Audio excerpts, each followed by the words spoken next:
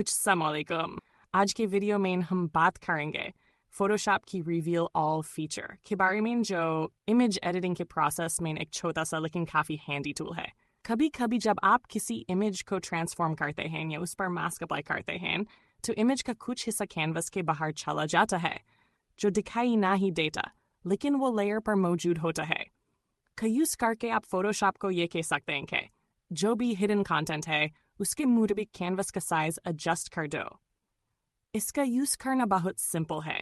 Menu bar में जाएं, image reveal all पर क्लिक करें, और बस फोटोशॉप कैनवस का साइज बढ़ा देगा ताकि जो भी हिडन या ट्रिम्ड कंटेंट है वो सब विजिबल हो जाए।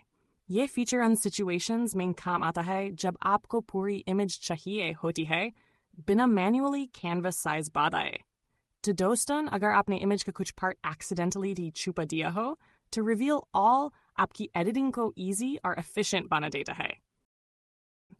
अगर वीडियो पसंद आए तो लाइक, शेयर और सब्सक्राइब करना न भूलें। मिलते हैं अगले डिज़ाइन ट्यूटोरियल में, डिज़ाइन चेस्ट के साथ।